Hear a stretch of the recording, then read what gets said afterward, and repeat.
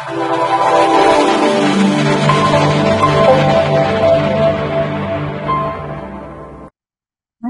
Assalamualaikum warahmatullahi wabarakatuh. Waalaikumsalam warahmatullahi wabarakatuh. Pertama-tama kita ucapkan puji syukur kehadiran Allah Subhanahu wa taala yang telah memberikan kesehatan untuk kita semua sehingga kita dapat menghadiri webinar pada hari ini. Dan tak lupa kita ucapkan salawat untuk baginda Rasulullah Sallallahu Alaihi Wasallam. Allahumma sholli ala sayyidina Muhammad. Selamat pagi Bapak Ibu. Terima kasih kepada Bapak Ibu yang telah hadir dalam webinar kita hari ini yang bertemakan bongkar strategi menulis konsisten pasti jadi buku dengan narasumber kita Bapak Ali Margosom. Beliau adalah seorang penulis, trainer, konselor, dan juga coach. Beliau nanti akan membagikan pengalaman dan pengetahuannya kepada kita semua. Sebelum webinar ini dimulai, saya akan menyampaikan beberapa informasi kepada Bapak Ibu. Absensi akan dibagikan setelah sesi tanya jawab Bapak Ibu. Selanjutnya, rekaman webinar dan sertifikat serta materi akan dibagikan di grup WA pada hari Selasa di grup WA kami. Bagi yang belum bergabung, silahkan join melalui link yang akan dibagikan di kolom chat ya, Bapak Ibu. Mohon Bapak Ibu membuka kamera dan memastikan mic dalam keadaan mati agar keadaan tetap kondusif. Setelah pemaparan materi oleh narasumber, silahkan Bapak Ibu mengajukan pertanyaan dengan cara mengaktifkan fitur raise hand dan bertanya di kolom chat. Dan bagi penanya yang beruntung, nanti akan kami kirimkan pulsa ya Bapak Ibu. Tanpa berlama-lama, mari kita mulai webinar kita hari ini kepada Bapak Ali Margosim. Waktu dan tempatnya dipersilakan Bapak. Halo Bapak. Ya, halo. Suara saya terdengar dengan baik? Terdengar Bapak. Oke. Kalau begitu sudah bisa kita mulai ya. Bismillahirrahmanirrahim. Assalamualaikum warahmatullahi wabarakatuh. Waalaikumsalam warahmatullahi wabarakatuh. Alhamdulillahirabbil alamin. Allahumma shalli ala sayyidina Muhammadin wa ala alihi wa ashabihi ajmain. Alhamdulillah, bersyukur kita kepada Allah Tuhan yang Maha Kuasa. Pada pagi yang berbahagia ini kita bisa berkumpul dalam majelis Zoom ini. Ada suara gangguan ya? Suara saya terdengar dengan baik? Terdengar Bapak. Bersih, tidak ada gangguan ya, tidak ada noise ya? Tidak, aman. Aman ya? Oke. Alhamdulillah pagi ini kita bisa bersama-sama sharing, kita bisa bersama-sama berbagi pengalaman dalam dunia kepenulisan. Ya, mudah-mudahan dalam waktu yang terbatas ini kita mampu mendapatkan ilmu, kita mampu mendapatkan semangat sehingga bisa lebih produktif dalam menulis. Salawat dan salam kita hadiahkan buat junjungan kita Nabiullah Muhammad SAW. Allahumma salli ala sayyidina Muhammadin wa ala alihi wa sahbihi ajma'in. Baik, Bapak Ibu yang berbahagia, para calon penulis atau mungkin sudah menjadi penulis ya, yang saya hormati dan yang saya banggakan. Selanjutnya segenap pengurus pimpinan dari penerbit Lingkar Edukasi, kemudian Kak Widya sebagai moderator pada pagi yang cerah ini ya. Baik Bapak Ibu, kita mulai pertemuan kita ya pada pagi yang berbahagia ini dengan membaca basmalah. Bismillahirrahmanirrahim. Bapak Ibu yang berbahagia, saya Ali Margosim. saya mitra dari penerbit Gramedia dan saya juga termasuk salah satu bagian ya sebagai kontributor di lingkar penerbit lingkar edukasi. Luar biasa, terima kasih saya ucapkan kepada penerbit lingkar edukasi pada kesempatan ini telah memberikan kesempatan kepada saya. Bapak Ibu yang berbahagia, ya kita sepakat bahwa kita semua bisa menjadi penulis. Sepakat Bapak Ibu? Halo? Sepakat. Sepakat.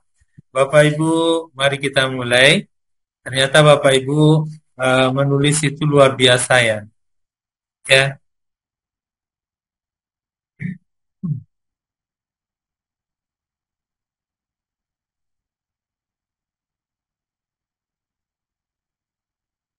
Ya.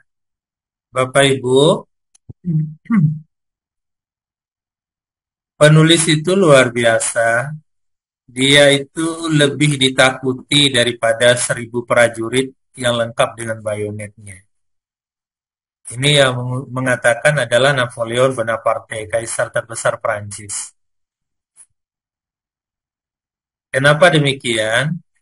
Karena 1000 prajurit lengkap dengan bayonetnya itu hanya akan membunuh orang yang ada di medan peperangan ketika itu. Tapi tulisan-tulisan penulis itu akan mempengaruhi, akan membentuk pola pikir, ya mindset dari satu generasi ke generasi berikutnya. Makanya penulis itu tidak main-main ya. Satu zaman itu jumlah penduduknya sangat banyak. Jumlah penduduk kita saat ini di dunia ini ada miliaran manusia ya. Nah, itu dari zaman ke zaman itu bisa dirubah, dipengaruhi oleh tulisan. Jadi berhati-hati dengan penulisnya. Jangan coba-coba membuat sakit hati para penulis ya. Kemudian Bapak Ibu, ada salah seorang ulama, Said Qutb ya. Said Qutb ini luar biasa. Kalau dilihat dari badannya kecil ya, imut gitu. Kurus. Tapi kalau dilihat dari karyanya itu luar biasa sekali dan produktif sekali. Satu ketika ada seorang penggemar beliau dari Afrika itu, ya, dia ingin sekali bertemu dengan Said Qutb. Dia mengatakan Said Qutb ini orangnya pastilah orang yang gagah, berbadan besar, putih, ganteng, hebat lah. Luar biasa pokoknya. Sehingga dia menabung dan sampai dia ke Mesir ketemu dengan penulis Said Qutb ini. Dia agak ragu di awal. Ternyata Said Qutb ini badannya kecil, kurus, ya, tapi cerdas tentu sekali.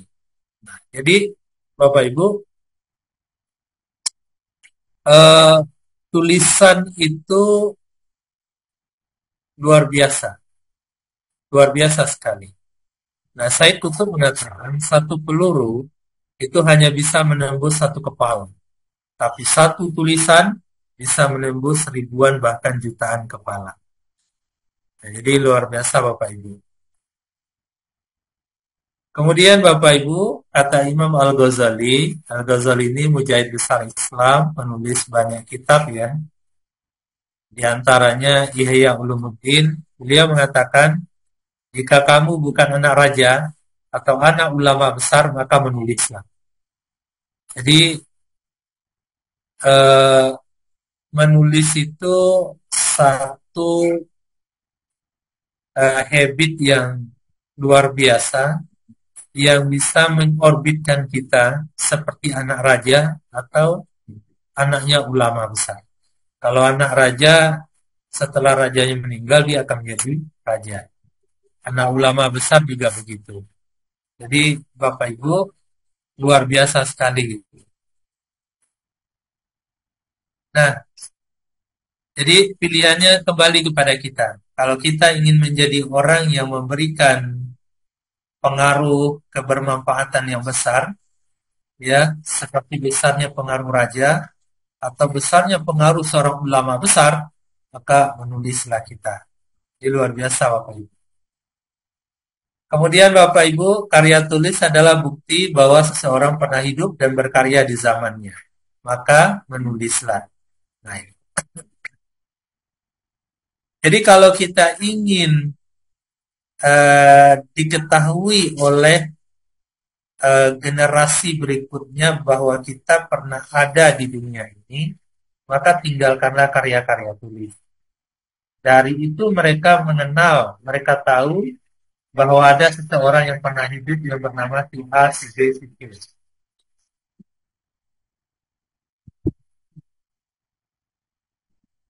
Nah, menurut KBBI Bapak Ibu, menulis itu melahirkan pikiran atau perasaan melalui tulisan. Jadi proses menulis itu persis seperti seorang ibu. Seorang ibu yang mulai dari hamil, kemudian lahir anaknya, ya, lalu anaknya tadi tumbuh besar, memberikan pengaruh kepada orang lain. Nah, tulisan merupakan refleksi eksistensi manusia di dunia. Iya, orang itu pernah ada di dunia, itu dilihat dari tulisan-tulisan. Kemudian melalui tulisan kita tahu peralihan dari zaman prasejarah ke zaman sejarah. Dari zaman batu ke zaman saat ini. Dari zaman Katumba ke zaman seperti saat ini. Dengan tulisan pula kita selamat dari label dongeng, hikayat dan segala macam. Nah, apa manfaat menulis Bapak Ibu? Yang pertama bernilai ibadah. Ya, jadi setiap huruf, setiap kata yang kita tulis itu insya Allah akan menjadi uh, amal ibadah bagi kita. Akan menjadi tabungan investasi kebaikan bagi kita. Karena kalau di dalam agama dia itu masuk kepada al-ilmu yuntafa'un bih, ilmu yang bermanfaat. Nah, Bapak Ibu, yang kedua adalah obat pikun. Jadi seseorang yang aktif menulis, maka penyakit pikun ini bisa diminimalisir. Ya, penulis-penulis itu di usianya yang sudah senja itu daya ingatnya masih bagus. Seperti almarhum uh, presiden ulama dunia itu, ya, kita tahu penulis banyak buku ya, banyak kitab yang telah beliau tulis itu. Beliau itu di usianya yang sudah hampir 100 itu masih bagus daya ingatnya. Kemudian yang ketiga adalah branding diri ya. Kalau kita ingin disebut sebagai pakar, sebagai orang yang ahli di bidang A, di bidang B, di bidang C, maka milikilah buku. Ya, milikilah minimal artikel-artikel, tulisan-tulisan. Kalau para dosen di kampus itu dia punya jurnal apa namanya tulisan-tulisan ya yang dimuat di jurnal-jurnal itu. Itu bagian dari membranding diri. Hermawan Kertajaya memulai karirnya sebagai pakar marketing itu dari menulis di koran-koran. Beliau menulis tentang bagaimana memasarkan produk itu mulai dari bawah. Ya, itu contohnya membranding diri. Setelah beliau menulis artikel di koran-koran, beliau mulai menulis buku-buku kecil hingga seperti saat ini. Kemudian menambah jejaring teman sahabat. Saya menulis itu Bapak Ibu dari kelas 2 SMP ya. Nah, sampai SMA, sampai kuliah gitu. Teman itu ada di mana-mana. Dia turun dari bandara ada keluar dari bandara, ketemu sama seseorang, dia ngaku kenal kita. Kamu si A ya, kamu Pak Ali ya. Kenalan, saya senang dengan tulisan-tulisan. Jadi menambah teman, persaudaraan, silaturahmi. Kemudian sumber finansial jelas. Tulisan pertama saya itu terbit di anak koran eh, Haluan, Sumatera Barat. Itu royalti pertamanya itu 100.000. Jadi anak kelas 2 SMP menulis sudah dapat royalti 100.000 itu wow sekali. Luar biasa sekali itu. Kemudian yang keenam adalah ajang berbagi ilmu. Ya, jadi kalau seorang motivator, seorang penceramah, itu dia berbicara di depan jamaahnya, paling jamaahnya 1.000, 5.000 orang.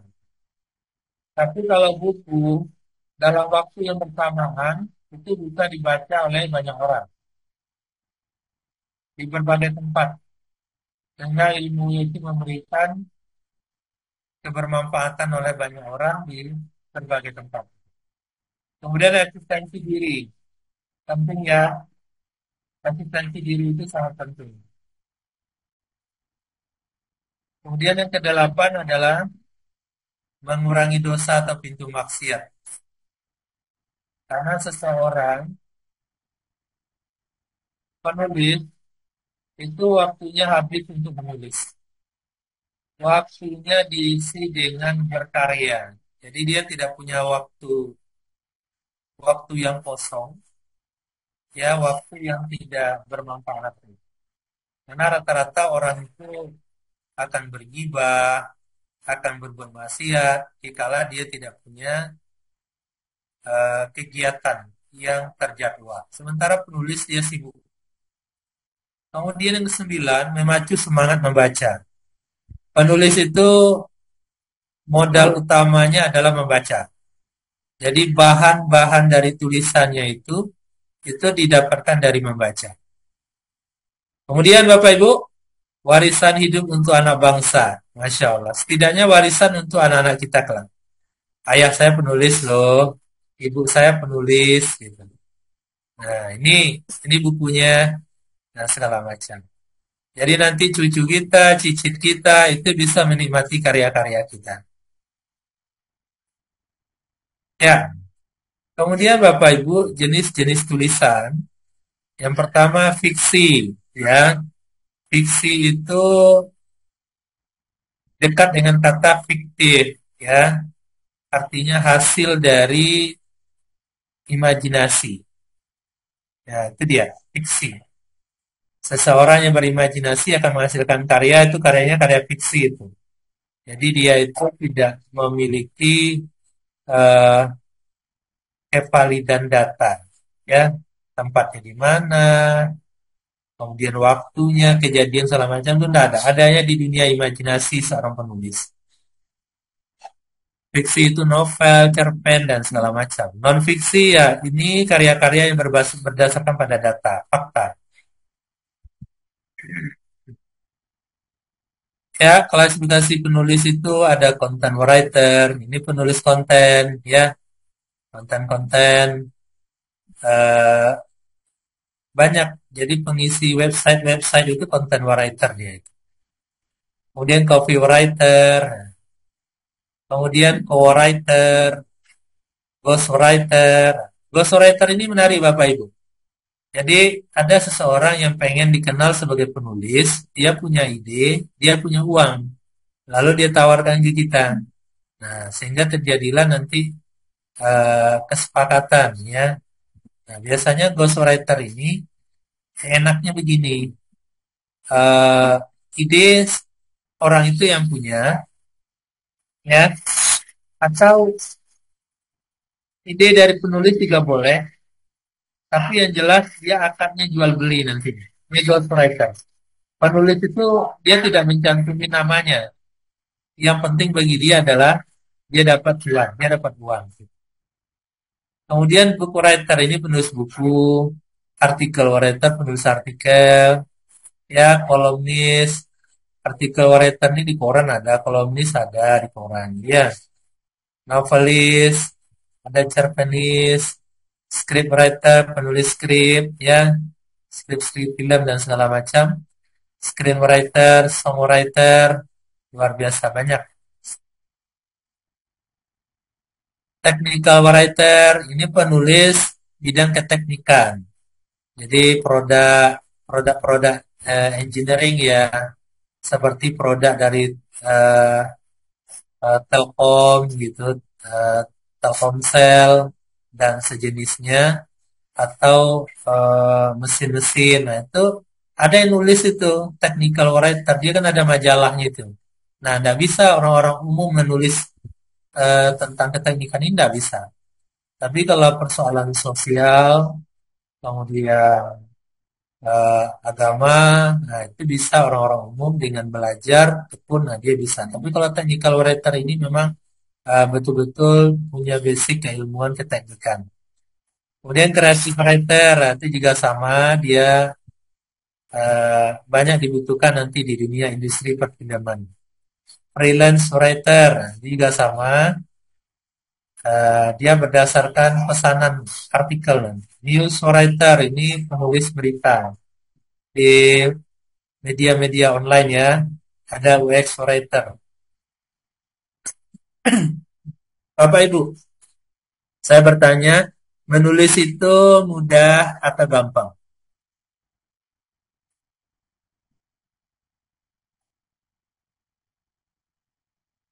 Sahabat penulis, menulis itu mudah atau gampang?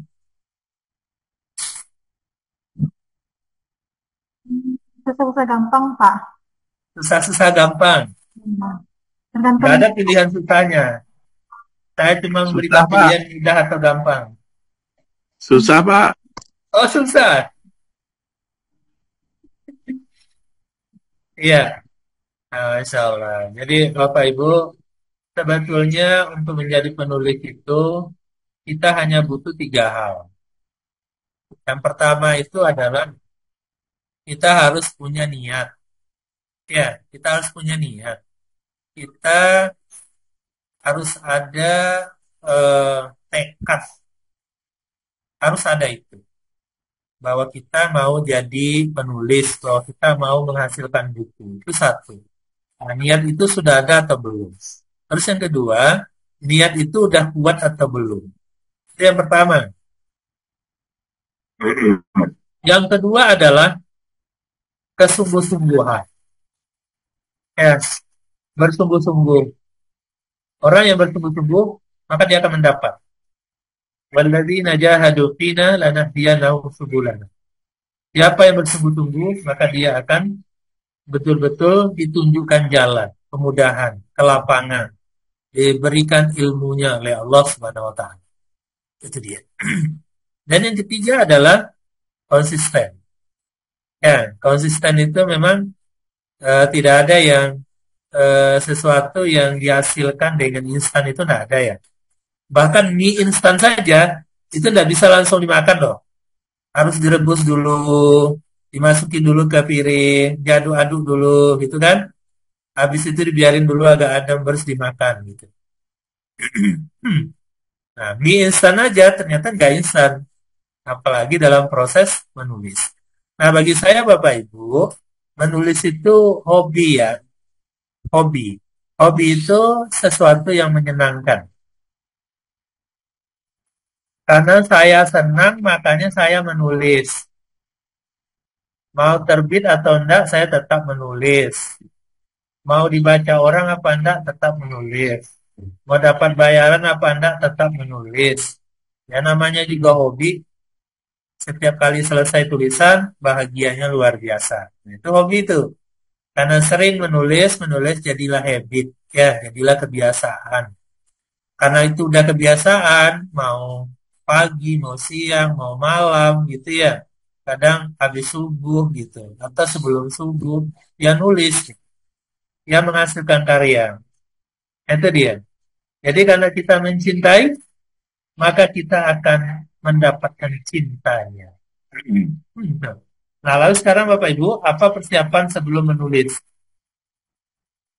Yang pertama adalah milikilah niat yang tulus, kontributif dan solutif. Jadi kita kunci awal itu niat. Bahwa saya akan menulis buku ini bermanfaat bagi banyak orang, buku ini akan merubah cara berpikir orang, buku ini akan membuat para pasangan bahagia, harmonis. Saya penulis buku-buku keluarga. Jadi motivasi saya adalah bagaimana keluarga itu bahagia, harmonis di dunia sampai ke akhirat. Kemudian yang kedua, tekad yang kuat. Yes, kita harus punya tekad yang kuat. Ya, tekad. Tekad itu perpaduan antara yang pertama di dalamnya itu memang ada keinginan yang kuat, ya, keinginan, kemauan yang kuat. Kemudian dibarengi dengan keberanian. Kita berani untuk berkorban. Kemudian yang ketiga, sudah memiliki gambaran pokok persoalan yang akan dibahas. Jadi, kepala kita ini kan luar biasa nih. Jadi kalau kita jauh sebelum menulis lah itu ide-ide itu sudah ada di kepala. Kita mau menulis apa itu sudah ada. Contoh nih, kita lihat fenomena remaja saat ini. Remaja yang labil. Remaja yang labil ini apa contohnya? Banyaknya remaja yang menelan obat nyamuk contohnya. Gara-gara putus cinta terus menelan obat nyamuk. Nah, itu kan sudah satu ide yang besar tuh. Sehingga di kepala kita ini sudah terkumpul ini satu ide bahwa saat ini lagi marahnya eh, remaja yang labil dengan kasus-kasusnya. Lalu kita akan memaparkan solusi untuk itu.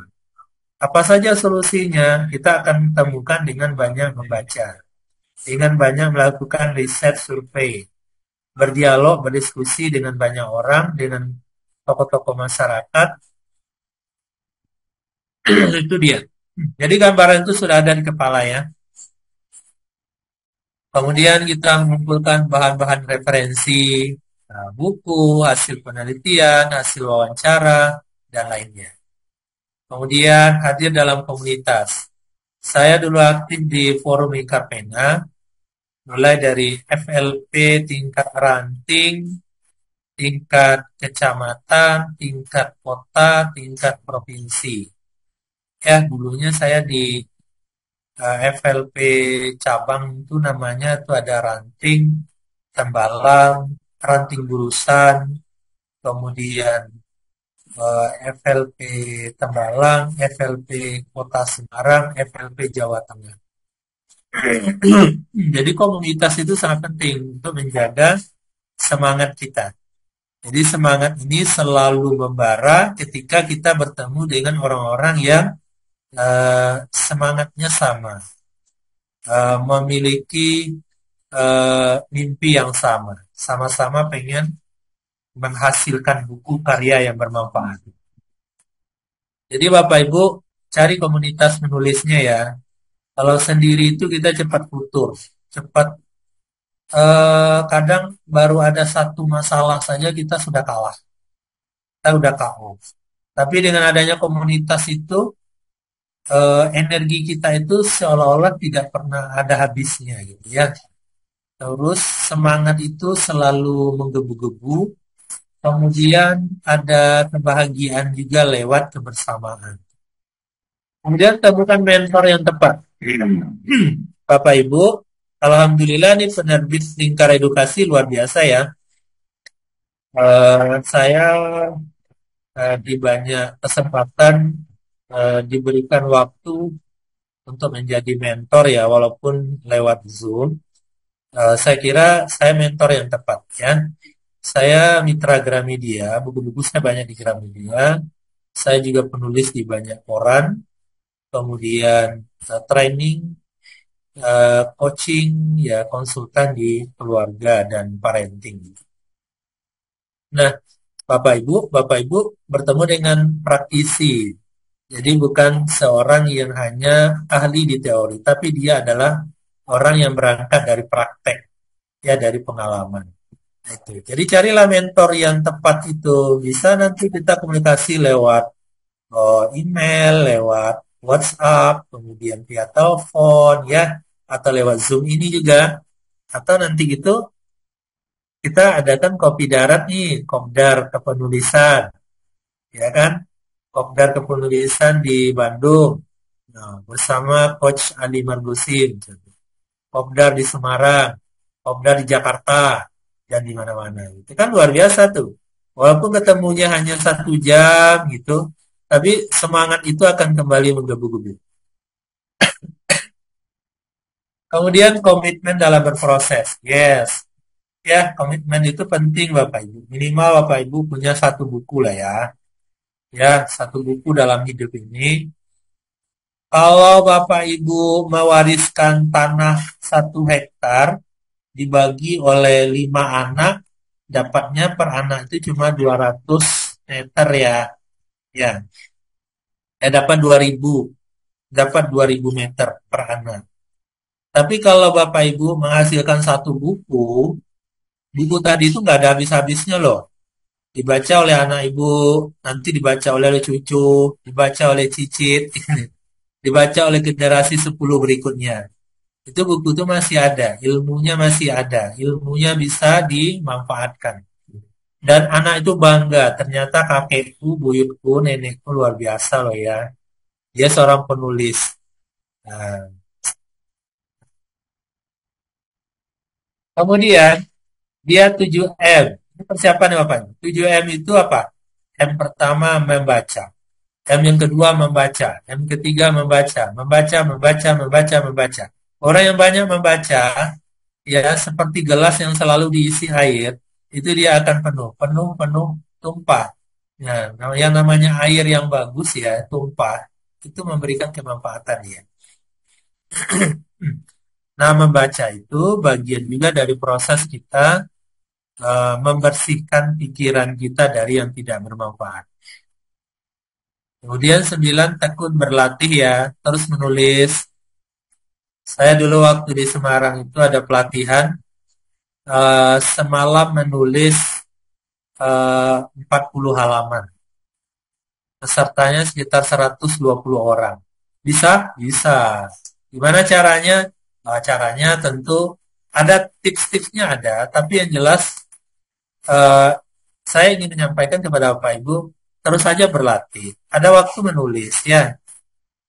Menulis itu manfaatnya banyak. Bagi kesehatan bermanfaat. Saya kalau lagi butuh healing ya, healing saya itu jalan-jalan, memasak dan menulis. Nah, itu luar biasanya. Nah, jadi orang kalau menulis stres ya, saya kalau menulis nggak stres, bahagia.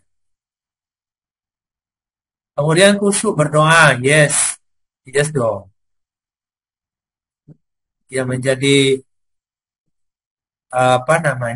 wilayah prerogatif kita itu adalah berikhtiar, ya, di mana yang menjadi hak prerogatif Tuhan itu adalah memberikan hasil.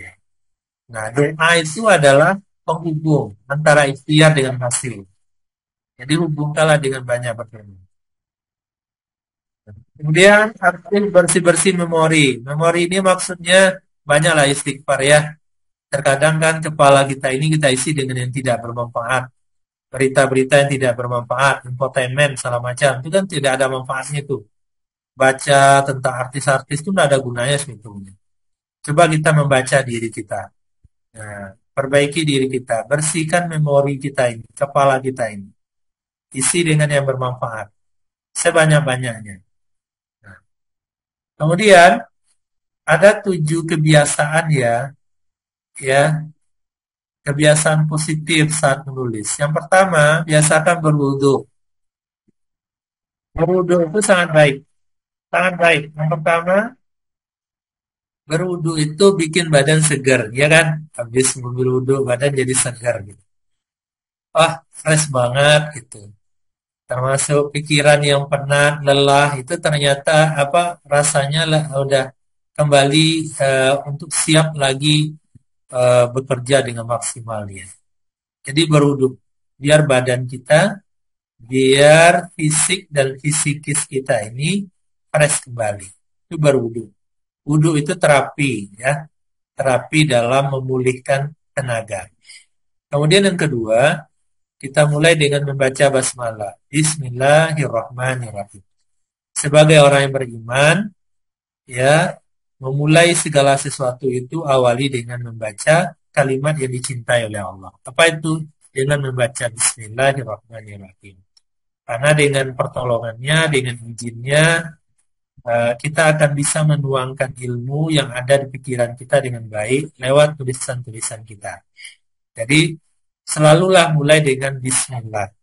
Mudah-mudahan dengan kita selalu membaca Bismillah itu, ada saja ide-ide hebat yang bisa tertuang. Yang sebelumnya itu nggak kepikiran oleh kita.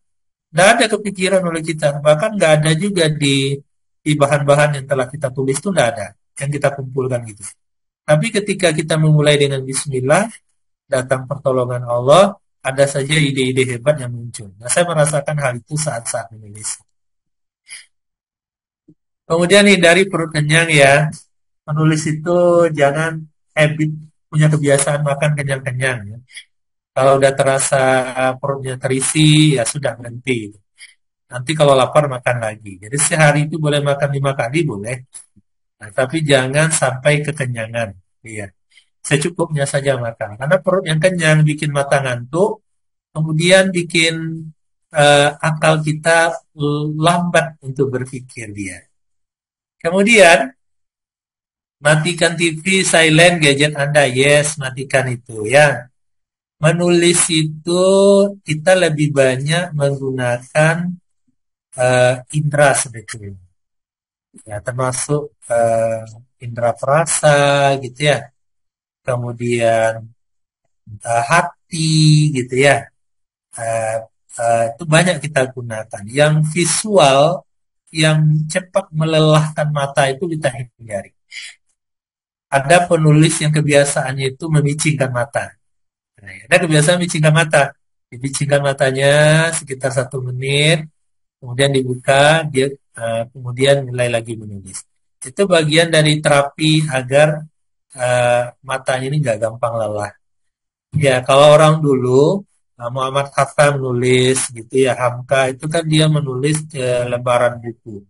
Sehari itu beliau bisa menulis sampai 50 lembar gitu ya. Karena matanya tidak lelah. Kalau sekarang kita menulis mungkin dengan gadget, dengan laptop gitu ya, iPad. Nah itu mata cepat lelah. Tapi ada yang lebih melelahkan dan menumpulkan otak. Apa itu? Menonton TV. Nah, nonton TV. Karena otak kita itu nggak bekerja sama sekali.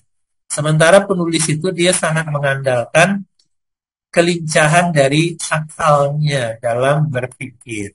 Nah, maka kurangi nonton TV ya, nonton drama. Oh, bolehlah sesekali boleh, tapi jangan jadikan itu rutinitas. Rayakan perkembangan karya dengan tasakuran. Jadi satu bab kita syukuran.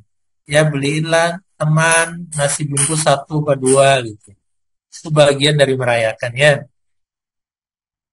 Berikan reward kepada diri sendiri saat mencapai target. Reward itu yang pertama pujian. Terima kasih. Nama kita contohnya Ali. Terima kasih Ali Magosim. Hebat hari ini. Sudah tuntas 1 bab. Itu luar biasa. Itu bagian dari kita menghargai diri kita.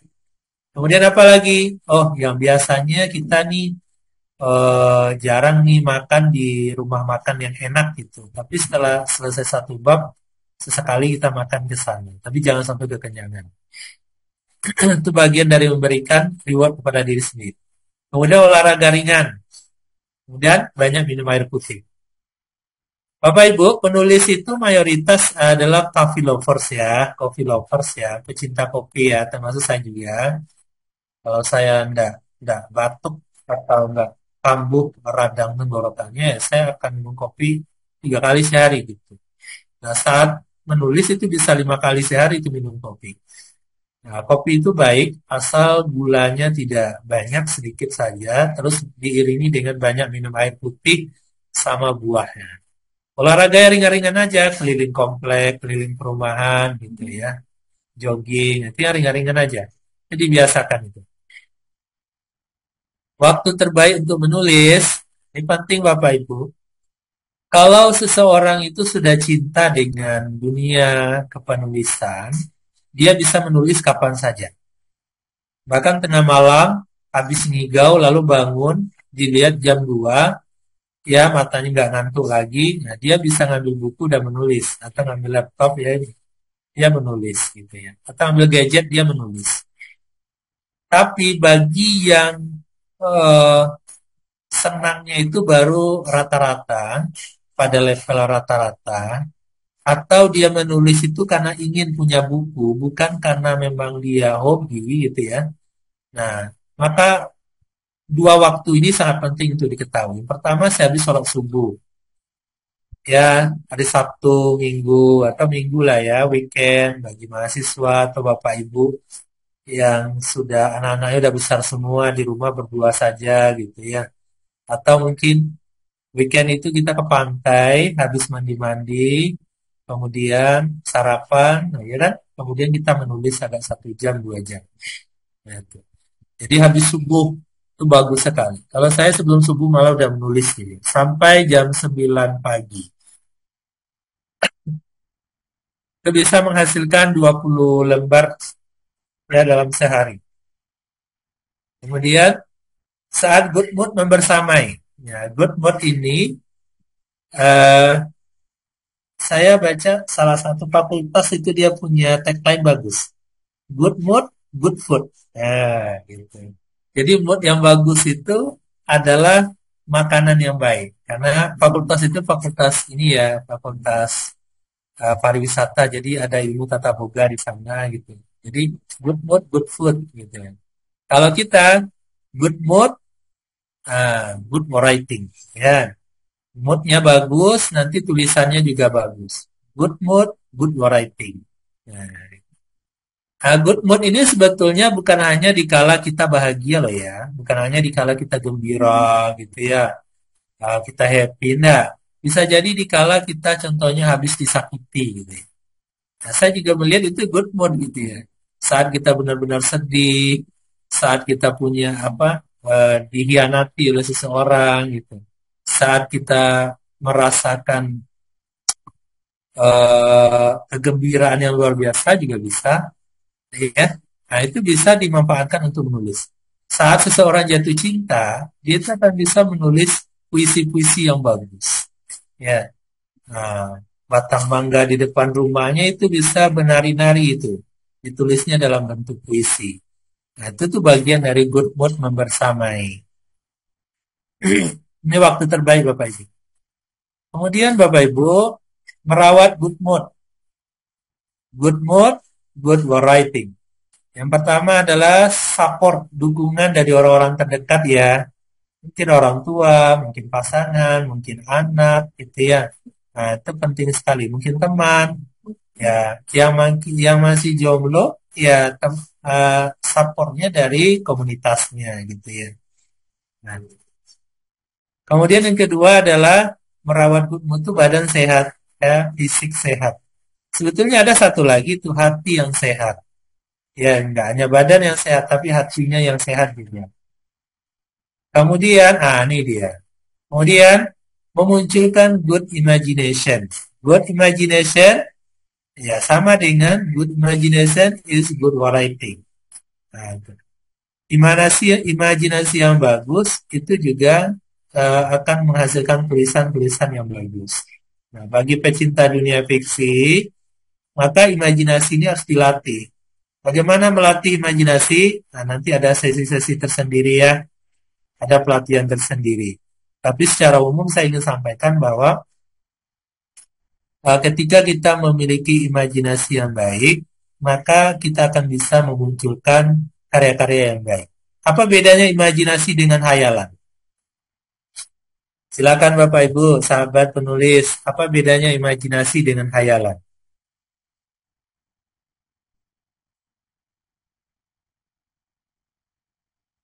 Yuk, siapa yang mau bantu saya? Apa bedanya imajinasi dengan hayalan?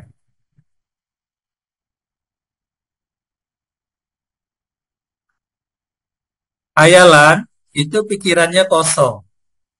Imajinasi itu pikirannya berisi. Betul-betul dia niatkan. Betul-betul dia rangkai. Betul-betul dia konsep. Imajinasi contoh nih ya. Contoh bagaimana seorang J.K. Rowling mengimajinasikan Harry Potter. Nah, itu di kamarnya itu banyak foto-foto yang serem, ya, termasuk juga foto-foto, ya, foto-foto hantu, foto-foto yang menakutkan itu sengaja dibuatnya gitu. Nah, dibuatnya.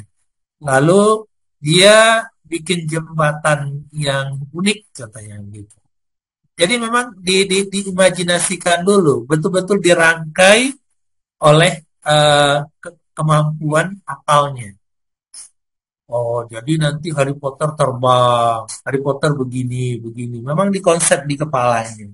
Tapi kalau hayalan, enggak. Hayalan itu kepalanya kosong. Orang yang sering menghayal itu mudah kerasukan setan. Suasana tempat menulis, ya. Kalau teman saya, Al Ustadz Fadil Azim, dia penulis buku-buku pernikahan.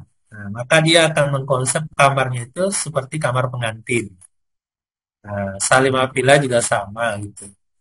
Kemudian kalau eh, apalagi kalau kita ingin menulis buku-buku anti selingkuh saya, maka saya akan banyak mencari referensi gambar-gambar tentang eh, di sport tersebut, di sports tersebut. Nah, itu. Jadi itu ditempelkan ya di rumah kita apa di kamar kita lah, itu lebih safe-nya begitu. Jadi suasana itu. Kemudian memiliki dorongan impian atau cita-cita. Yes. Penulis itu luar biasa. Kita dapat pahala, dapat cuan, dapat banyak teman, gitu. Sehat. Baik, ya banyak banget lah. Oleh karena itu, ya kita harus punya mimpi. Minimal nih, dalam hidupku harus punya satu buku nih. Kemudian tamasya buku. Tamasya buku itu ke toko-toko buku ya. Ke bazar-bazar buku. Hadir kita. Eh, nggak beli buku nggak apa-apa juga. Yang penting hadir aja, bawa minuman, cemilan atau makanan. Dia lihat buku, selfie sama buku, baca-baca dan segala macam gitu. Atau tamasya buku. Kalau ada uang ya beli, ya alhamdulillah. Kalau nggak ada ya nggak usah dipaksakan. Itu namanya tamasya buku. Kemudian silaturahmi dengan penulis senior. Ya, Bapak Ibu boleh silaturahmi dengan saya. Nanti minta WA saya. Atau nanti ketemuan kita kopdar di Padang boleh gitu, sama direktur kita Pak Engrio. Kemudian niat lillahi ta'ala. Nah yang paling penting ini niat. Niatnya harus kuat ya. Membangun suasana tempat menulis. Yes, rekayasa suasana tempat menulis sesuai kasus yang dibahas. Kemudian kalau temanya cinta, indahnya jatuh cinta dalam pandangan Islam, kondisikanlah ruangannya seperti itu. Jurus menulis. Sampai sini ada pertanyaan Bapak Ibu?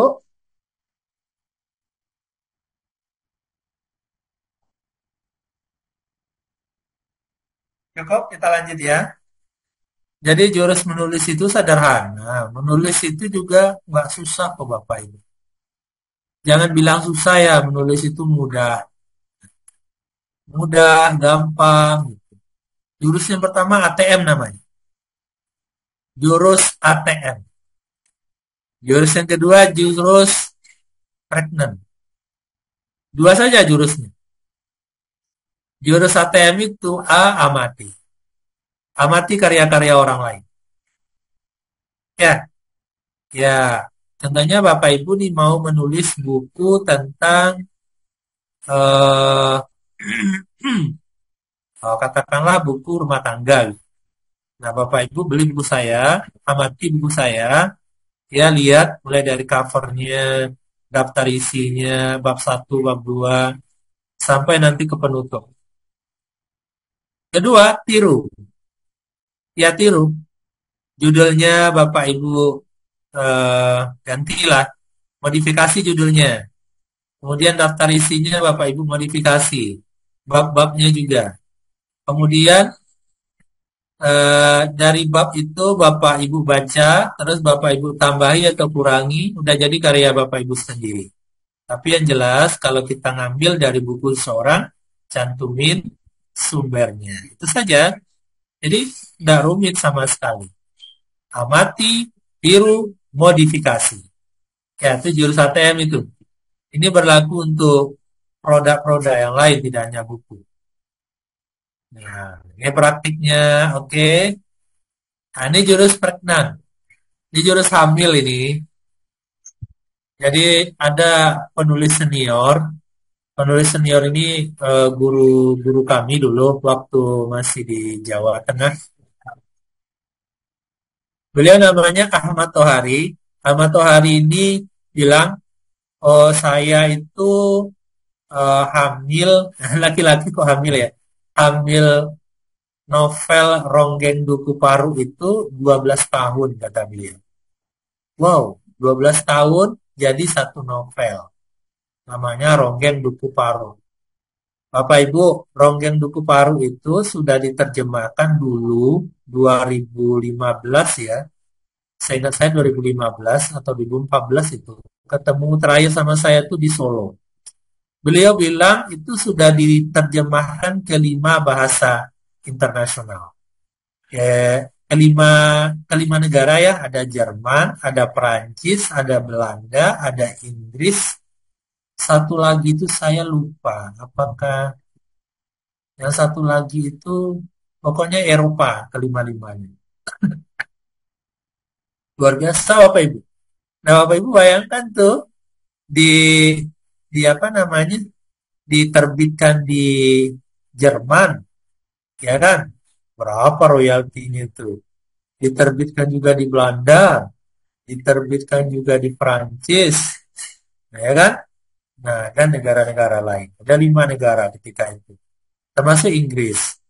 Nah, bayangkan itu Ronggeng Duku Paru itu luar biasa karena novelnya eh, khas lokal, ceritanya unik, kemudian eh, kita penasaran untuk membaca ya. Termasuk gaya pembahasannya juga enak gitu ya, sedikit. Itu salah satu aja. Kemudian ada, tapi ini bukan guru kami ya, tapi hanya sebatas kenal saja. Senior juga seperti Pramudia Anantatur, itu luar biasa tuh. Beliau menulis novel Bumi Manusia. Ini nggak sama Bapak Ibu. Jadi novel itu enggak sekaligus terbit itu prosesnya panjang dia. Jadi kenapa disebut sebagai jurus pregnan? Ya, jadi beliau kalau ibu-ibu hamil kan anaknya di dalam perutnya. Kalau penulis itu hamil, itu ide-idenya itu tumbuh dan berkembang di kepala. Ya, bisa 1 tahun, 3 tahun, 5 tahun. Semakin lama perenungannya, meditasinya makin lama, data-datanya makin lengkap dan segala macam, itu karyanya makin bagus itu. Makin bagus. Ayat-ayat cinta itu juga bukan apa karya yang tiba-tiba dihasilkan dalam waktu setahun 2 tahun, tidak. Ayat-ayat cinta itu sudah mulai ada idenya Kang Abik itu sejak dia di Mesir. Lalu beliau pulang ke Indonesia, lalu kecelakaan. Nah, di saat kecelakaan itu beliau kan nggak bisa ngapa-ngapain ya, lama di rumah gitu. Nah, sehingga saatnya beliau melahirkan anaknya yang bernama Ayat-Ayat Cinta. Nah, luar biasa itu, lakunya 1 juta kopi lebih itu. Nah, itu. Jadi, itu jurus pregnan yang saya maksud. Dia ada embrionya, ada sel sperma, ada sel telur. ada ide, kemudian ada bahan tambahan, dan itu diolah dalam pikirannya. Jadi beliau dalam waktu dari tahun ke tahun, ada 5 tahun atau nanti Ahmad Tohari tadi itu 12 tahun. 12 tahun itu beliau tidak sempat mikirin orang, mikirin tetangga gitu, menggosip orang, tidak sempat. Dia itu sibuk dengan bagaimana ceritanya ini menarik, epik, bagus, kemudian punya pesan-pesan moral yang tinggi di dalamnya. Jadi pikiran ini bekerja terus sehingga nggak sempat lagi mikirin orang, nggak sempat lagi dia. Nah itu dia. Itu maksudnya dia hamil dalam waktu yang sangat panjang. Ya. Kemudian apa lagi? Embrio tulisan itu ya ada keinginan, ada ikhtiar, kemudian ada ide-ide yang akan ditulis. 9 jurus pregnan. 1 embrio tulisan. Yes, ada ide untuk itu. Kemudian yang kedua ada tema besar. Embrio tulisan itu maksudnya begini. Sebelum kita menulis satu buku atau satu novel, biasanya kita akan coret-coret dulu. Ya, nah, kita akan tulis-tulis dulu lah sebagai latihan. Ya, mungkin itu 2 halaman, 3 halaman atau 1 bab gitu. Nah, kita akan nulis dulu. Nah, biasanya ini nanti nggak akan dipakai. Biasanya penulis-penulis pemula, tulisan bab 1, bab 2 itu dibuang. Kenapa? Karena dari hasil itu pasti kurang bagus. Dari susunan katanya, rangkaian kalimatnya itu kurang epik gitu. Biasanya tidak dipakai. Dia pakai nanti itu di bab 3, 4, 5, 6. Nah, setelah sampai ke bab 10 terakhir, baru dia menulis lagi bab 1, bab 2. Nah, sehingga di bab 1 itu menarik gitu. Karena otaknya ini sudah terskema dengan baik ya, sudah terlatih pula dia. Nah itu dia. Kemudian kedua tema besar jelas. Tadi kan sudah ya, saya akan menulis tentang kenakalan remaja. Contoh. Itu tema besarnya kenakalan remaja. Kemudian judul kecil. Apa sih kenakalan remaja saat ini? Kumpul kebo contohnya. Ya, kumpul kebo, merajalelanya, zina, gitu ya. Di kalangan remaja. Itu judul kecil.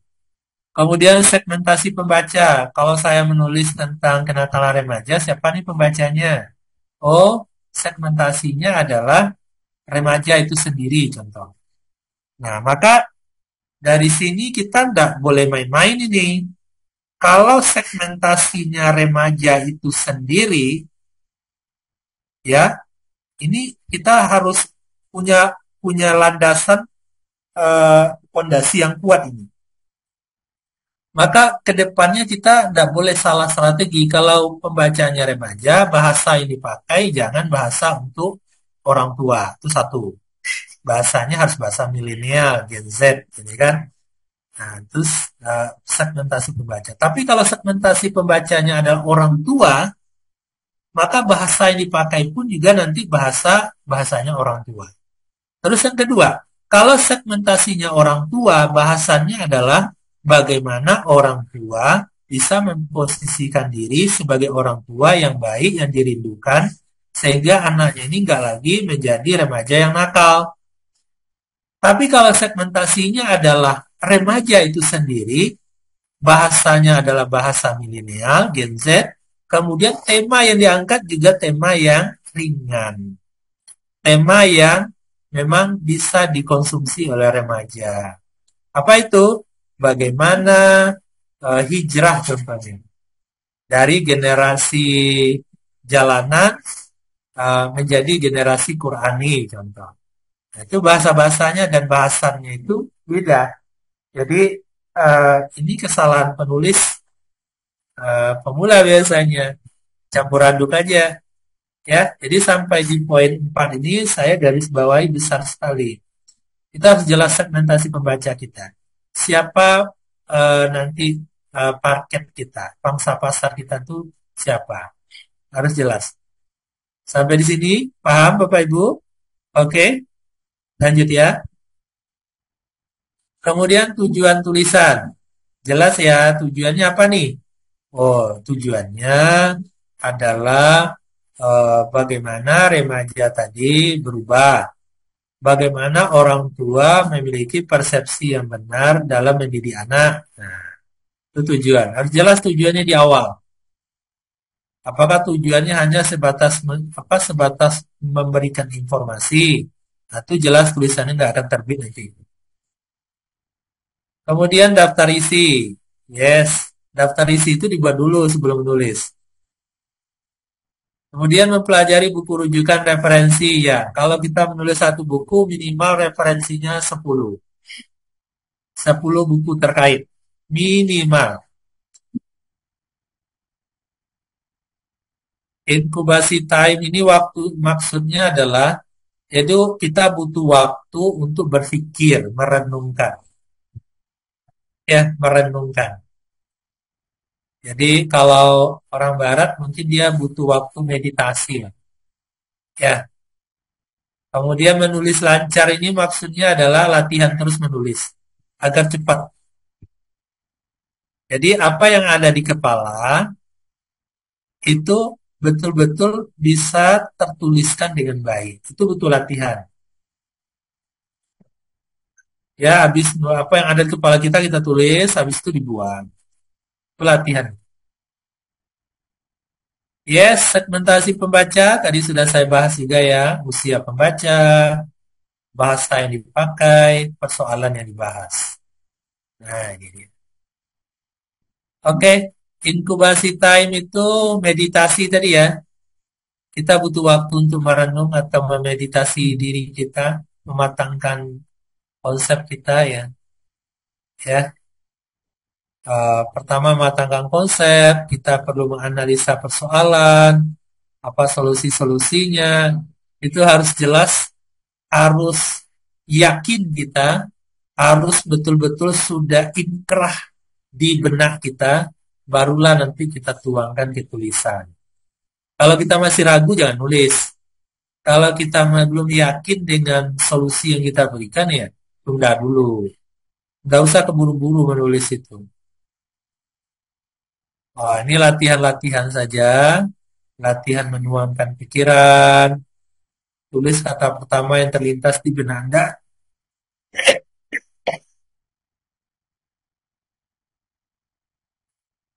Nah, jadi gini.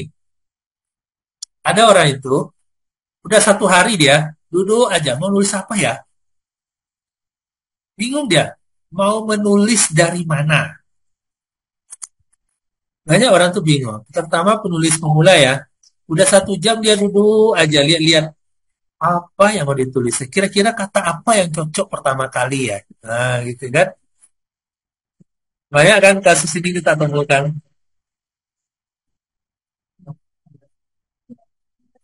Padahal, padahal Bapak Ibu, nah, saya punya latihan ya. Tapi latihan ini eh, kalau kita ini offline, nah, saya akan bisa menunjukkan secara langsung gitu ya. Jadi sederhananya begini. Apa kata pertama yang terlintas di benak kita? Itu yang ditulis. Semakin tinggi jam terbang kita, kata pertama yang terlintas di benak kita itu adalah kata inti. Ya, itu adalah kata inti. Dia akan mengalir saja nanti seperti air yang mengalir. Kata pertama. Nah, jadi memang butuh proses juga. Jadi kalau kita menunggu mungkin udah 10 menit, masih bingung yang mau ditulis, itu masih uh, alami lah ya. Nature of law gitu. Masih hukum alam juga. Jadi begitulah kira-kira ya. Menuangkan perasaan juga sama. Tulis kata pertama yang terlintas di benak Anda. Mulailah menulis dengan perasaan. Saya jadi tingkatan-tingkatan dalam menulis itu ada orang itu pertama menulis dengan logika. Bagus, dengan logika. Tapi ada tulisan yang betul-betul kuat, ya yang betul-betul cepat menyentuh emosi, itu kita menulis dengan perasaan. Tapi ya seringkali orang yang uh, tidak tuntas di pikirannya, apa yang dia tulis itu belum terkonsep dengan baik, biasanya kacau nanti kalau dia menulis dengan menggunakan perasaan. Tapi kalau di kepalanya betul-betul sudah terkonsep dengan baik, maka melibatkan hati itu makin menguatkan. Tulisan kita itu makin hidup. Ya itu dia. Nah, menuangkan pikiran dan perasaan. Ya, ini buku ke keempat saya, Bapak Ibu. Ada di seluruh Gramedia se-Indonesia. Ya, ini juga perisai kesetiaan nanti selingkuh nanti cerai. Ini yang terbaru Bapak Ibu. Solusi 1001 masalah rumah tangga. Rahasia mewujudkan pernikahan bahagia, harmonis, produktif, dan penuh berkah. Bapak Ibu, penulis itu harus punya spesialisasi ya. Nah, nanti mungkin kalau perlu pendalaman akan kita bahas di sesi tersendiri. Jadi penulis itu jangan menulis semuanya, politik iya, ekonomi iya, sosial iya, pendidikan iya.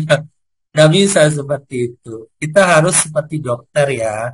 Dokter itu dia spesialis bedah. Nah, bedah itu ada lagi spesialis bedah tengkorak contohnya. Spesialis bedah umum. Nah, itu dia. Penulis juga begitu. Jadi Bapak Ibu nanti kalau menulis kita harus punya uh, spesialisasi kita masing-masing. Dan saya memang di keluarga. Kemudian Bapak Ibu, ini bukunya. Kita sekarang lagi membangun sekolah Quran, lagi membebaskan lahan. Nah, buku ini kita jual, terus dari penjualan itu semua keuntungannya diwakafkan untuk membangun sekolah Quran. Nah, bagi Bapak Ibu yang mau berkontribusi, kita tunggu dengan hati yang gembira. Silakan dicatat Bapak Ibu ya. Ya, jadi BPW ini Badan Wakaf Cahaya Amal. Terima kasih, mungkin itu sebagai pengantar dari saya. Silakan Bapak Ibu kalau mau bertanya, kita masih ada waktu. Silakan momentum ini dimanfaatkan dengan sebaik-baiknya. Ya, saya tidak formal Bapak Ibu, saya pakai kaos saja ya kan. Kemudian penyampaian saya sederhana saja. Saya ingin apa yang saya sampaikan ini mudah dimengerti. Itu saja. Silakan Bapak Ibu. Terima kasih. Assalamualaikum warahmatullahi wabarakatuh. Waalaikumsalam. Wabarakatuh. Boleh bertanya, Pak? Ya, silakan Bapak. Ya. Saya Imanuddin Hasbi, Pak, dari Bandung. Saya juga Iya Pak, Pak Hasbi. ya dosen di Universitas Telkom. Oh iya. Salam kenal, Pak Ali. Ya. Iya Pak. Sama-sama. Waalaikumsalam warahmatullahi. Ya, saya meminta nomor WA-nya nanti, Pak. Oh iya. Ya. Memang betul, Pak ya. Saya itu banyak ide yang ingin ditulis gitu ya. Kemudian tipikal saya itu banyak juga berbagai bidang yang saya pengen tulis. Sedangkan bidang saya ini sebenarnya lebih ke manajemen. Spesifiknya adalah marketing, kewirausahaan. Dan saya sudah banyak menulis juga, tapi book chapter. Kalau tulisan yang sendirian, atau berdua dengan teman, baru sedikit. Tiga buku lah kira-kira seperti itu. Nah, persoalannya gini, Pak.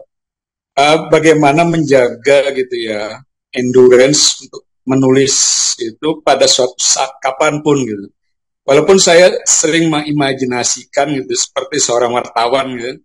Wartawan itu kan dimanapun ada berita tulis gitu ya.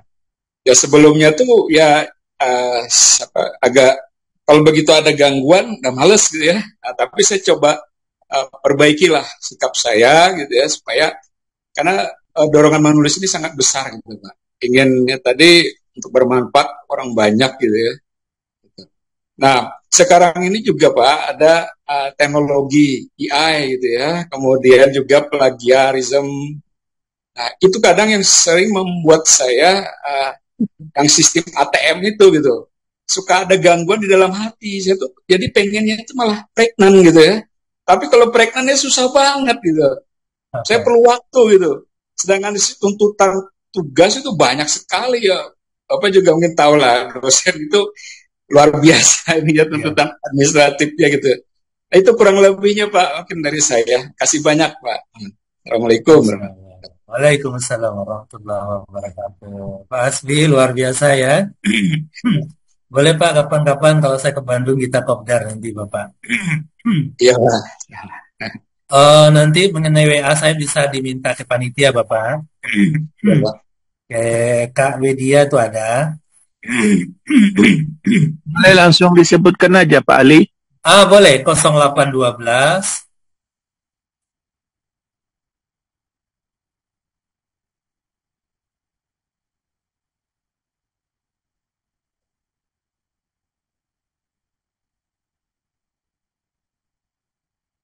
0812 2515 3471.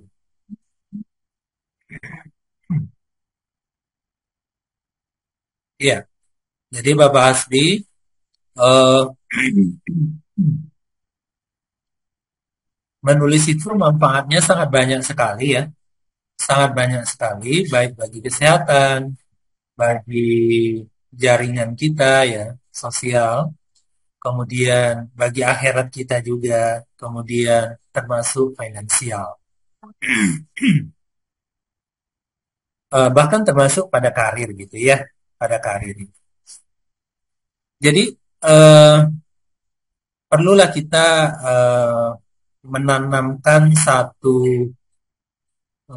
kesadaran, kemudian merasa keterbutuhan kepada diri kita bahwa saya harus menulis dan saya punya buku. Nah, jadi kita harus punya target Bapak. Mungkin Bapak mau targetkan dalam hidup saya ini, saya harus punya buku solo nih, setidaknya 2 lah gitu. Buku solo eh, atau 3 atau 5 silakan Bapak target. Atau 1 buku dalam setahun. Nah, itu pertama. Seseorang itu akan selalu terjaga motivasinya dalam menulis, semangatnya dalam berkarya. Memang yang pertama itu dia punya eh, mimpi ya, punya target, punya impian ya. Bahwa saya harus memiliki buku eh, terbit di lingkar edukasi contohnya atau di penerbit manapun seumur hidup saya dengan jumlah sekian. Nah, kalaupun perlu Bapak nanti minta tolong ke teman yang jago mendesain, nanti Bapak buat 5 judul buku, lalu nanti minta dia bikinkan desain. Lalu nanti desainnya Bapak print, lalu Bapak tempel di kamar tidur gitu ya. Itu sebagai bagian penyemangat. Kemudian yang kedua, kita juga perlu menguatkan imajinasi. Imajinasi itu begini. Tidak semua orang itu punya kapasitas public speaking yang baik, mampu berbicara di depan banyak orang. Sementara kita pengen bermanfaat bagi banyak orang. Nah, maka kita perlu menyadarkan diri kita bahwa saya harus menulis, karena dengan menulis saya bisa banyak berbagi. Dengan banyak berbagi, saya akan banyak pahala. Saya akan terasa hadirnya saya, eksistensi saya dengan buku. Dengan buku. Maka itulah kira-kira yang perlu Bapak jaga ya. Jadi uh, Bapak harus memiliki beberapa hal yang ada di dompet ada di gadget, ada di laptop, yang itu akan menjadi prasasti hidup Bapak. Ya, yang pertama mungkin buku. Ya, yang pertama buku, yang kedua apa, yang ketiga apa, atau satu buku saja boleh. Kalau penulis itu dia buku, yang kedua apa, yang ketiga apa. Jadi kemana-mana nanti kita selalu ingat. Kita selalu ingat tuh. Wah, oh ya, masuk kamar lihat cover-cover buku kita. Buka dompet, lihat buku gitu ya. Sudah menulis apa belum? Itu.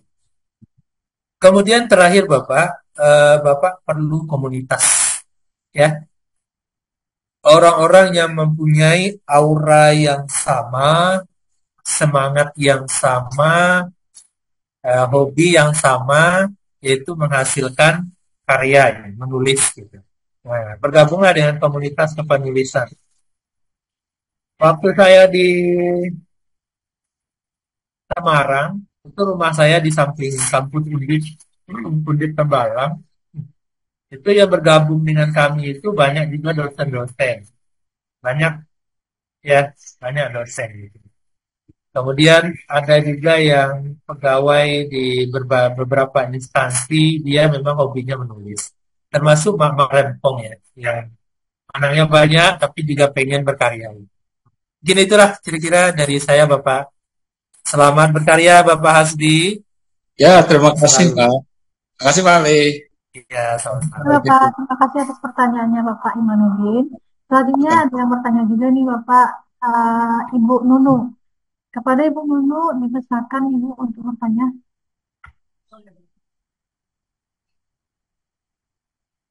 Ya, selamat siang. Saya sampaikan kepada Bapak pemateri. Saya Bu Nunu, ada dosen di Fakultas Pertanian, jurusan Teknologi Industri Pertanian Uniska Kediri, Bapak. Oh, saya sangat tertarik dengan materi seminar ini, dan selama ini saya sudah pernah membuat book chapter dengan tim yang diadakan oleh Lingkar Edukasi maupun dengan penerbit yang lainnya. Sudah ada 7 buku Bapak yang sudah saya kerjakan dalam bentuk book chapter.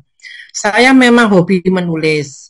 Jurnal-jurnal saya sudah banyak Bapak, hampir 100 judul jurnal yang sudah publish baik nasional maupun internasional.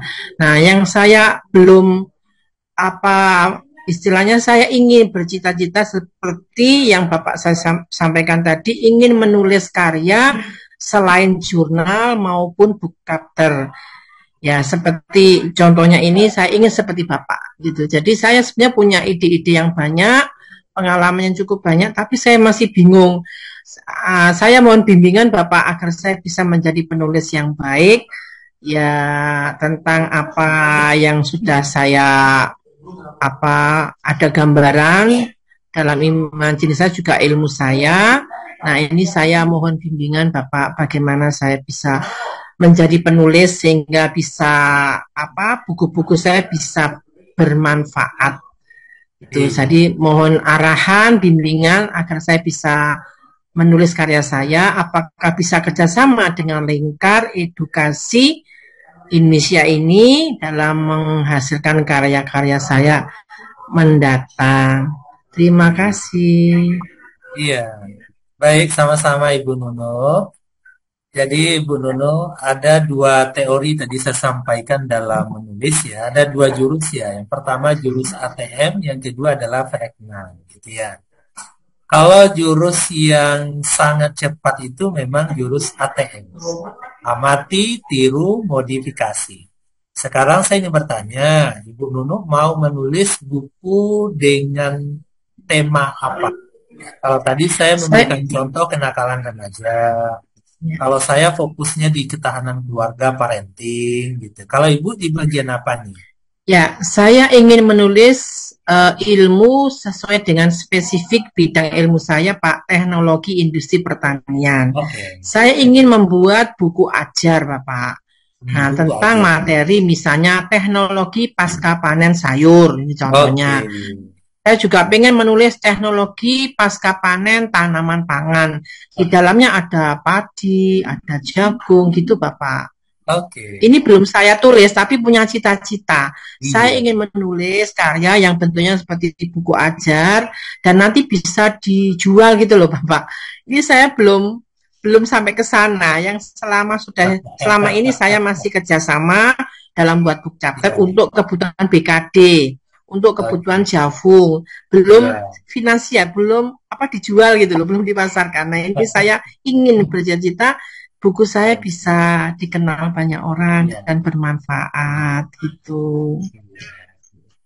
Ya, jadi Ibu sudah jelas ya. Pertama tadi temanya sudah jelas, judul juga sudah ada, segmentasi pembaca juga jelas ya. Nah, artinya kemudian tujuan tulisan Ibu tadi juga saya sudah memahami gitu. Sebentar Ibu.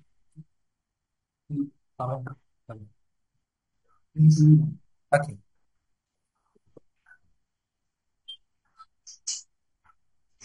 Ya, baterainya mau habis.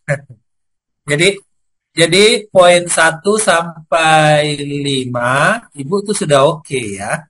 Kemudian daftar isi lagi. Daftar isi ini Ibu boleh contoh daftar isi buku yang serupa atau yang mirip ya. Modifikasi saja daftar isi itu. Oke? Tapi jangan plug, jangan sama ya. Jangan di copy paste. Tapi Ibu tinggal nanti membahasakan dengan bahasa Ibu atau nanti diaduk lagi boleh. Ke daftar isi ya. Kemudian referensi dengan tema yang Ibu angkat tadi tentu Ibu minimal ada 10 referensi ya.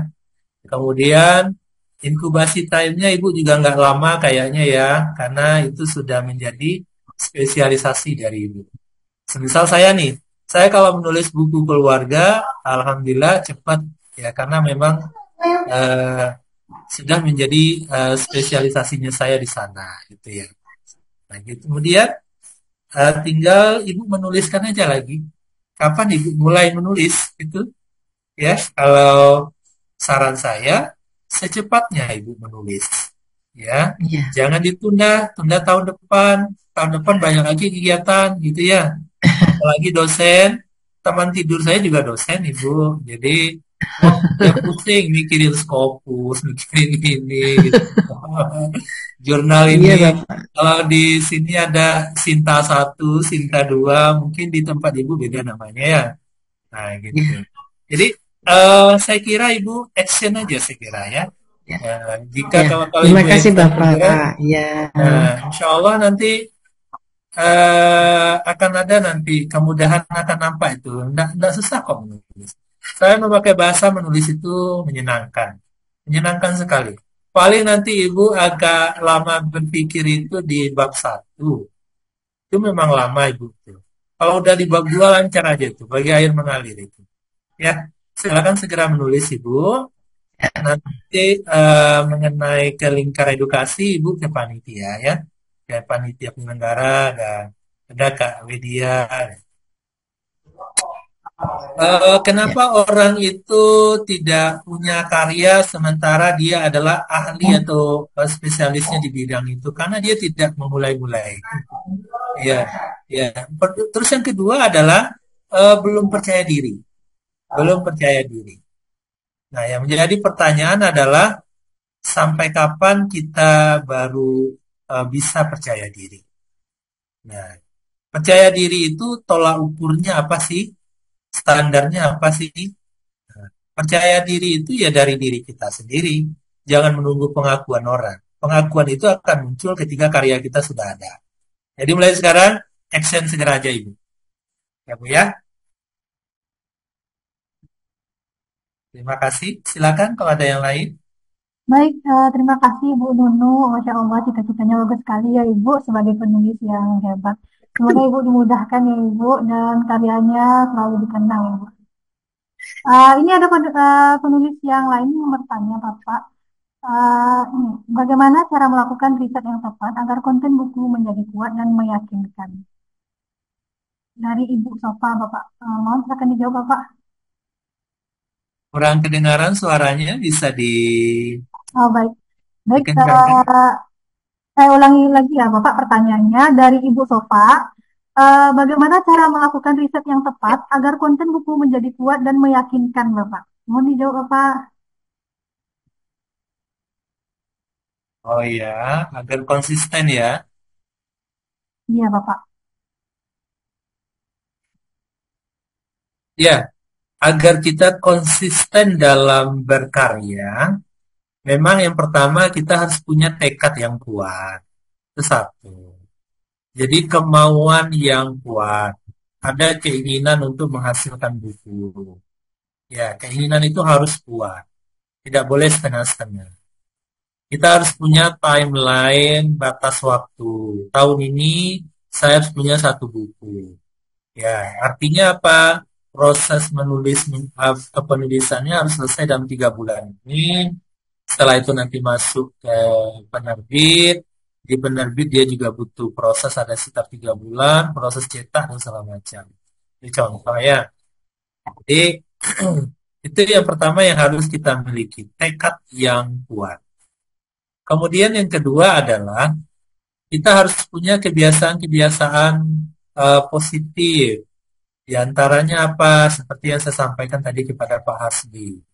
Ya, nah, carilah judul buku kita, minta tolong kita kepada orang lain untuk membuatkan desain covernya, lalu tempellah di tempat kita bekerja, atau taruh di tas kita, di kamar kita yang pasti. Setiap kita mau tidur, mau bangun tidur, kita lihat cover buku kita. Itu bagian dari menyemangati.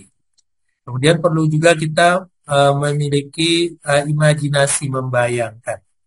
Membayangkan betapa baiknya, betapa hebatnya ketika saya punya buku, buku itu membantu banyak orang, buku itu mencerahkan banyak orang, juga menjadikan itu sumber kebanggaan bagi anak-anak saya, dan itu akan menjadi pahala jariah buat saya dan segala macam. Ya, kita harus buat. Ya, jadi itulah yang membuat kita untuk selalu bersemangat untuk konsisten ya istimroriyah dalam berbuat yang baik. Silakan yang lain. Baik, Bapak. Terima kasih, Bapak, atas jawabannya. Ini ada dari Ibu Mas Rida yang ingin bertanya kepada Ibu Mas Rida. Silakan, Ibu. Baik, Pak, terima kasih kami ucapkan. Izin, Pak, saya sangat tertarik sekali ingin menulis buku ini. Seperti Bapak bilang, kita harus memang motivasinya yang kuat. Cuman saya ini ada rencana mau tulis 2 dengan kami kekhususan kebidanan. Satu bagian reproduksi, satu bagian penyakit. Yang saya ingin tanya, Pak, bagaimana kita menghindari agar, kan kadang kita memang imajinasi dan juga pengalaman pasti masuk nanti kalau saat kita menulis. Bagaimana agar kedua tulisan itu jangan hampir mirip, karena kita penulisnya juga, dan kedua Pak, pada di lapangan, karena kita juga buka praktek, kadang kita ambil dokumentasi pasien. Saya sudah berpikir, oh itu akan saya buat nanti akan di buku saya. Nah, bagaimana agar nanti foto itu aman? Artinya, apakah harus pakai persetujuan dari pasiennya atau tutup dengan matanya saja gitu Pak? Izin Pak, makasih. Ya, jadi Mbak Ibu, eh, ada 2 pertanyaan tadi Ibu ya. Pertanyaan pertama apa tadi Ibu? Di sini noise-nya cukup keras tadi. Oke, pertanyaan pertama, bagaimana kita menghindari agar tulisan kita tidak menjadi mirip, walaupun dengan tema berbeda, kadang kita Oke. sama-sama berimajinasi juga kan Pak, Yang dengan kedua, pengalaman kita. Yang kedua, bagaimana kita untuk dokumentasi kita, kadang kita ambil dari lapangan yang ada menyertakan gambar langsung wajah orang. Apakah kita harus minta persetujuan atau hanya cukup menutup dengan inisial mata atau bagaimana itu sudah aman di buku gitu oh Pak? gitu. Ya, Ya. ya. Jadi Ibu, dalam jurus ATM tadi, ya amati, tiru, modifikasi itu ya. Kita akan menulis satu tema, kita perlu mencari referensi dengan tema yang sama atau yang mirip gitu ya. Perlu itu, memang begitu caranya. Memang begitu caranya.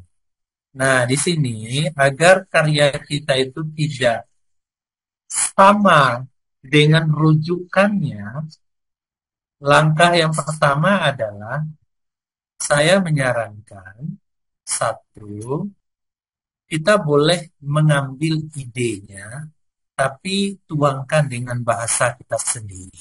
Itu satu. Kemudian yang kedua, kita boleh menambah atau mengurangi. Ya, ide pokok tadi kita tambah atau kita kurangi. Atau kita perkaya dengan fakta dan realita di lapangan, atau dengan kekurangan buku tadi kita menambahkan kekurangan-kekurangannya. Ya Bu ya. Jangan sampai kita mengcopy paste kalimatnya dan segala macam, itu tak boleh. Termasuk daftar isi, kita boleh ngambil dari 1 sampai 20 daftar isinya, tapi kita mesti mengganti kata-katanya, kalimatnya. Ada yang perlu kita buang, ada yang perlu kita tambah. Nah, itu bagian dari kreativitas kita memodifikasi. Kalau ada kalimat-kalimat penting, inti yang mesti kita ambil dari buku rujukan utama, ya kita harus mencantumkan dari mana kita ambil sumbernya, agar tidak ada plagiasi dalam hal tersebut ya. Karena ini bukunya buku non-fiksi gitu. Kemudian ketika di lapangan kita mengambil gambar, foto-foto gitu. Jadi perlu juga kreativitas. Ada memang saatnya kita minta izin ada. Tapi bisa juga cuma kita blur boleh. Kita blur mukanya itu boleh. Ya Bu ya. Cara apa blur itu bagian juga dari kita menghilangkan eh, apa namanya nanti dari resiko hukum ya. Kita blur mukanya jadi blur itu. Lainnya itu bisa boleh. Jadi penulis itu Ibu memang eh, membaca buku rujukan utama itu jangan setengah-setengah sampai tuntas dibaca. Bahkan kita perlu membaca berulang kali. Mungkin khatam sekali, 2 kali, 3 kali sampai kita betul-betul mahir di buku tersebut. Kita bisa menjelaskannya. Sehingga saripati dari buku itulah yang kita olah kembali, kita tambah garamnya, kita tambah bumbunya, kemudian ikannya mungkin beda, sehingga jadilah hidangan yang menarik dari kita, dan itu hak milik kita, hak cipta kita, dan itu legal, dan itu diperbolehkan.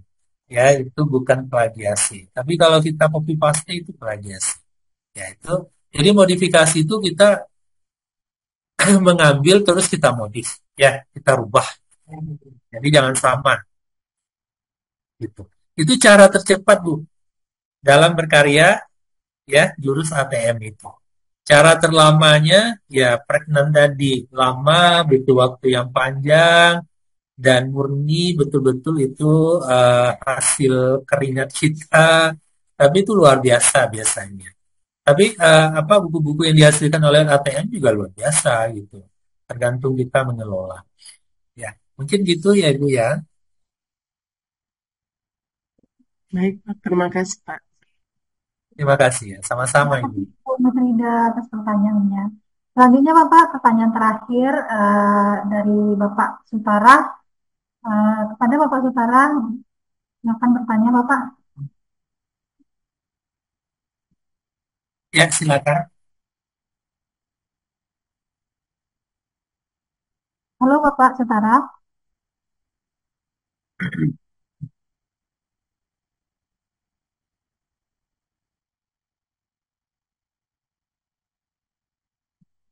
Halo Bapak Saudara, halo Bapak.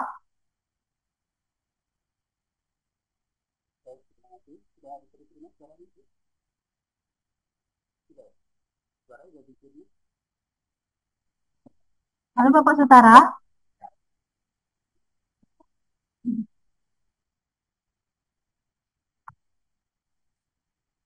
Baik, baik Bapak, sepertinya Bapak Sutara tidak merespon di Bapak kita hari ini. Mungkin sekian sesi webinar kita hari ini Bapak. Terima kasih Bapak atas pemaparan materinya Bapak Ali, sangat bagus sekali Bapak. Sedikit yang saya kutip dari materi Bapak itu, menulis itu suatu hal habit yang luar biasa. Uh, dari menulis kita bisa diorbitkan menjadi anak raja dan ulama. Dan karya tulis juga merupakan simbol bahwa kita pernah hidup pada zamannya. Sangat luar biasa ya Bapak. Bagi Bapak Ibu yang ingin menulis, boleh bergabung dengan penerbit kami ya Bapak Ibu di Lingkar Edukasi Indonesia. Kami menyediakan paket kolaborasi, tunggal, dan konversi. Dan tak cuma itu Bapak Ibu, kami juga menyediakan setiap bulannya ada down price Bapak Ibu. Bagi Bapak Ibu yang beruntung di bulan tersebut. Baik Bapak Ibu, mungkin sekian webinar kita hari ini. Eh, saya selaku host apabila ada kesalahan kata, saya mohon maaf ya Bapak Ibu.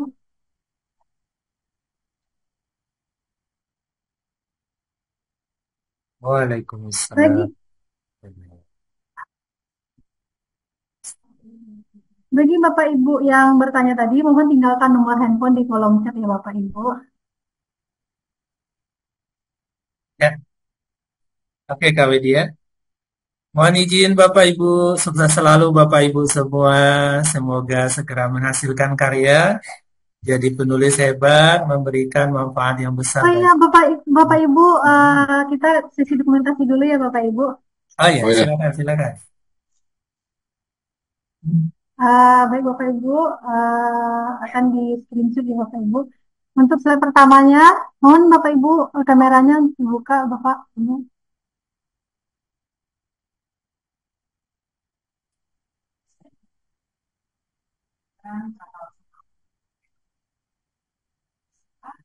Untuk slide pertama, Bapak Ibu, 1, 2, 3.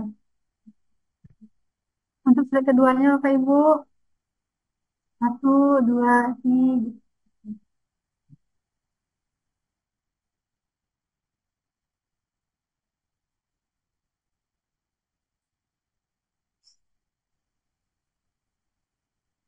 Terima kasih Bapak Ibu telah meluangkan waktunya di webinar ini. Semoga webinar ini bermanfaat untuk kita semua. Saya pamit undur diri ya Bapak Ibu. Wassalamualaikum warahmatullahi wabarakatuh. Waalaikumsalam. Terima kasih ya Pak. Sama-sama. Izin live.